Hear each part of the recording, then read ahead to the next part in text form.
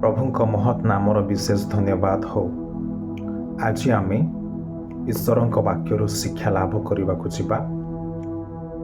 ତାହା ହେଉଛି विश्वासी माने केउं क्षेत्ररे अभाव न हेबा उचित। तार प्रथम भागरे आमे आत्मिक वृद्धि विषय आलोचना करिथिलु। द्वितीय पर्याୟରେ एही वर्तमान समय रे आमे तार द्वितीय विषय बा पॉइंट को आमे शिक्षा लाभ करिबा जे विश्वासी माने से माने मोराल कैरेक्टर नैतिक चरित्र बा स्वभाव रे उणा न पड़िबा आवश्यक अटे। प्रथम विषय होछि आध्यात्मिक वृद्धि रे उणा पड़िबा अनुचित। द्वितीय विषय होछि मोराल कैरेक्टर्स नैतिक चरित्र जोठी रे आमे उणा न पड़ू।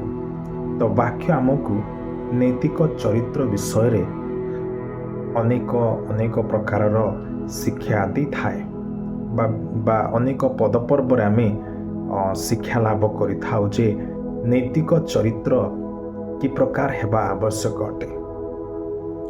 आमे ख्रीष्टीय प्रभुंकर संतान संतति माने आम्भ मानकर नैतिकता कौन करिबा आवश्यक कौन न करिबा आवश्यक आम चरित्र रे केमिति सबु कि प्रकार आम चरित्र हेबा आवश्यक अटे सही विषय को आमे लक्ष्य करिबा अधिक आवश्यक रही अछि। आम चरित्र रे बा स्वभाव रे कौन कौन आवश्यक कौन सबु अभ्यास आमे करिबा दरकार आमर नैतिक कैरेक्टर कि प्रकार हेबा दरकार से विषय रे आज आमे ईश्वरଙ୍କ वाक्यरू शिक्षा लाभ करिबा। प्रथम विषय होछि प्रेम आगापे लव। ईश्वरीय प्रेम आमठारे अभाव न हेबा आवश्यक अटे।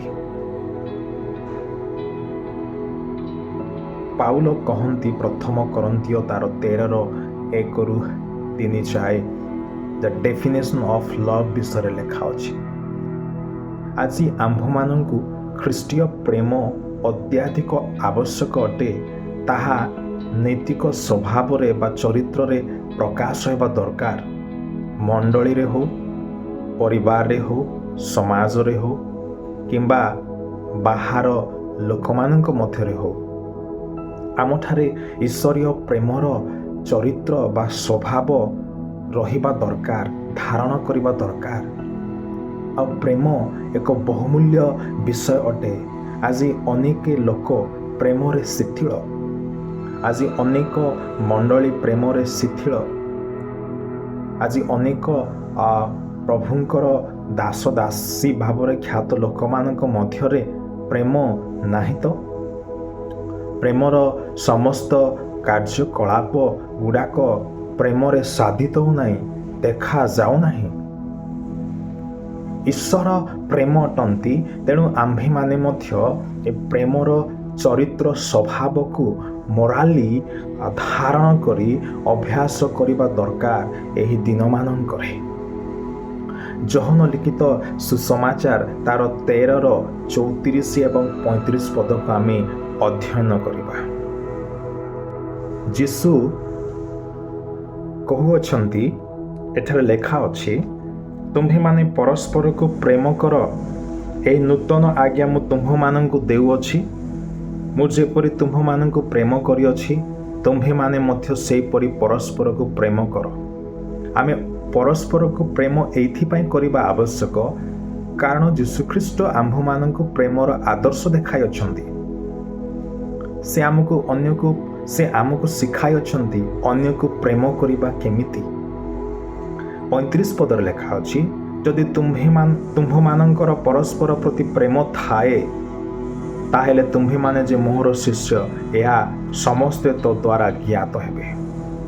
आम्भे जे ईश्वरंकर संतान शिष्य अटु यह अन्य माने ज्ञात हेबा आवश्यक अटे।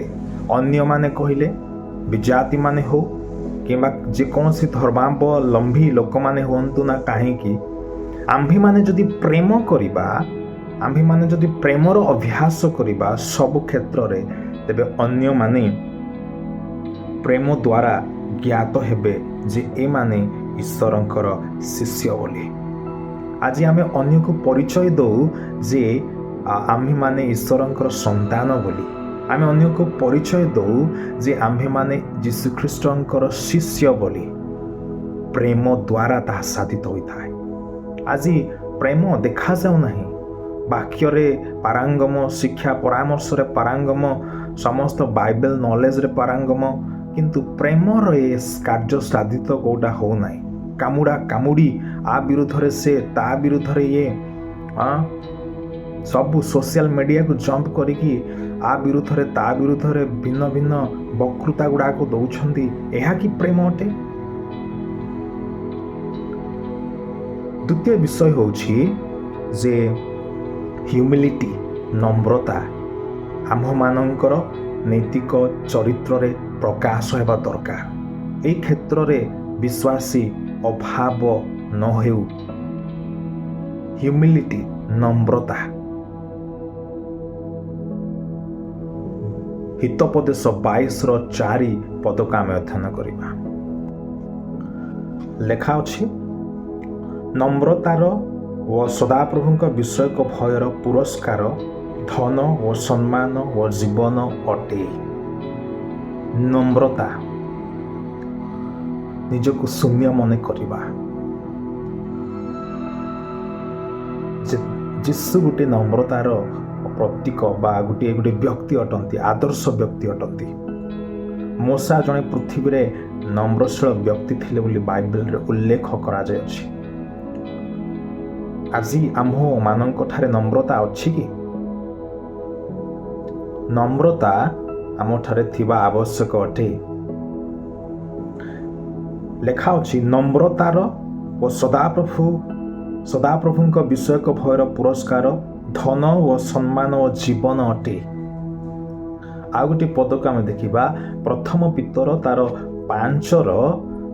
5 ଏବଂ 6 ପଦକୁ। ଅତଏବ ଈଶ୍ୱରଙ୍କ ବଳବନ୍ତ ହସ୍ତ ତଳେ ଆପଣାକୁ ନତ କର, ଯେପରି ସେ ତୁମ୍ଭମାନଙ୍କୁ ଯଥା ସମୟରେ ଉନ୍ନତ କରିବେ।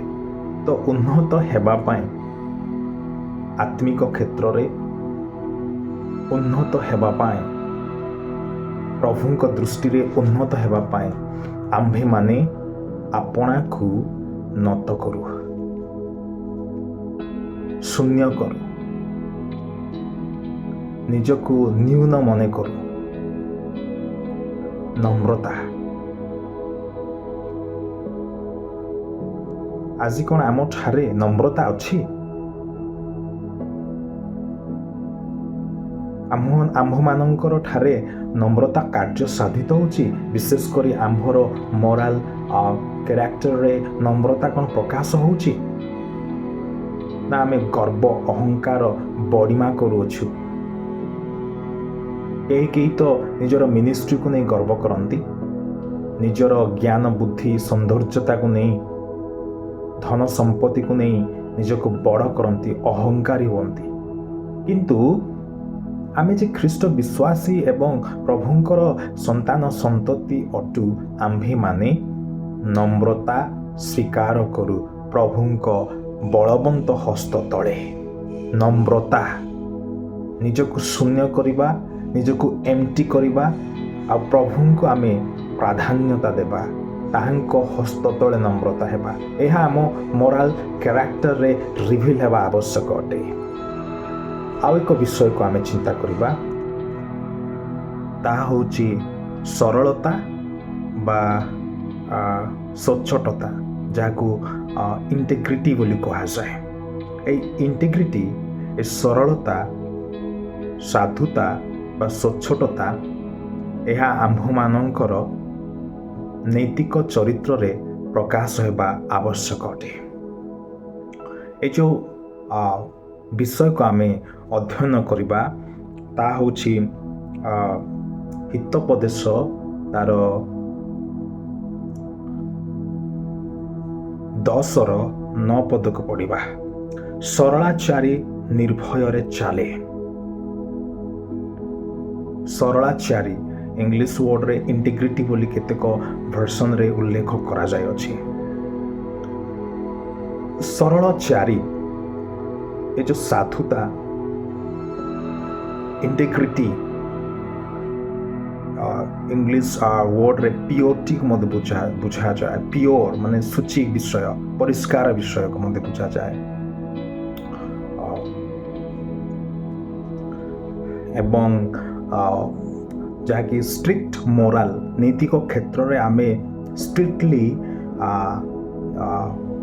ଜଡ଼ିତ ହୋଇ ଏକ ପରିଷ୍କାର ଯୁକ୍ତ କାର୍ଯ୍ୟ ଆମେ କରିଥାଉ, ଯାହାକୁ କି ଇଣ୍ଟିଗ୍ରିଟି, ସାଧୁତା ବୋଲି କୁହାଯାଏ। ନିଜକୁ ପିଓର କରିକି ସଚ୍ଚୋଟତା ଏବଂ ନିଜକୁ ସାଧୁତା ବା ନିଜକୁ ସରଳ କରି ରଖିବା ଆବଶ୍ୟକ ଅଟେ ଏବଂ ପରିପ୍ରକାଶ କରିବା ଆବଶ୍ୟକ ଅଟେ ଆମ ଚରିତ୍ରରେ।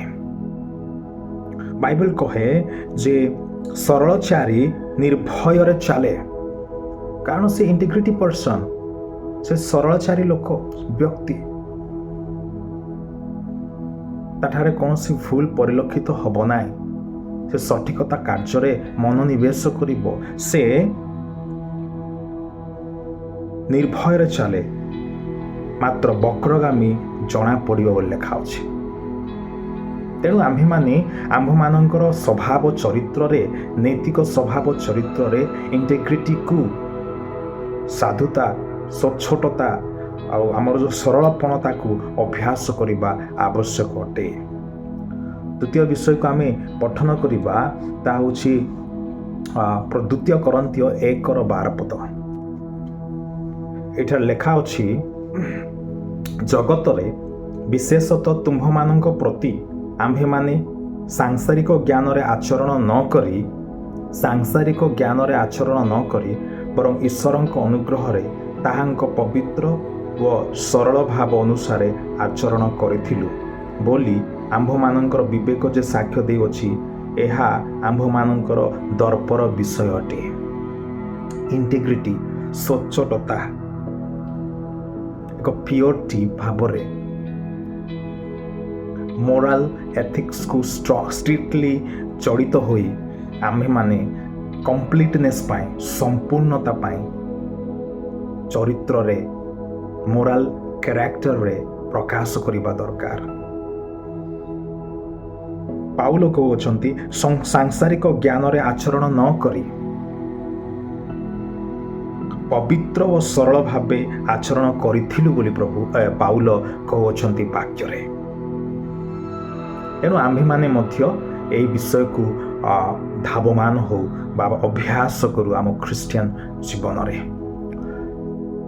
ଚତୁର୍ଥ ବିଷୟ ହେଉଛି ସେଲ୍ଫ କଣ୍ଟ୍ରୋଲ, ସଂଯମତା, ନିଜକୁ ନିୟନ୍ତ୍ରଣ କରିବା ଅଭାବ ନ ହଉ ବରଂ ଏହା ଆମ୍ଭମାନଙ୍କ ମୋରାଲ କ୍ୟାରେକ୍ଟରରେ ପ୍ରକାଶ ହଉ। ଆଜି ଅନେକ ଯୁବକମାନଙ୍କର ସେଲ୍ଫ କଣ୍ଟ୍ରୋଲ ନାହିଁ, ଶରୀର ଉପରେ, ଜିହ୍ବା ଉପରେ, ପୋଷାକ ଉପରେ, କାର୍ଯ୍ୟକଳାପ ଉପରେ।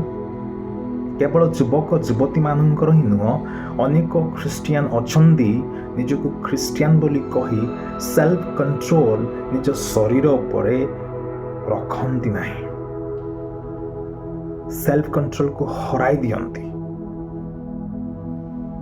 ଏ ସେଲ୍ଫ କଣ୍ଟ୍ରୋଲ ନୈତିକ ଚରିତ୍ରରେ ପ୍ରକାଶ ହେବା ଦରକାର।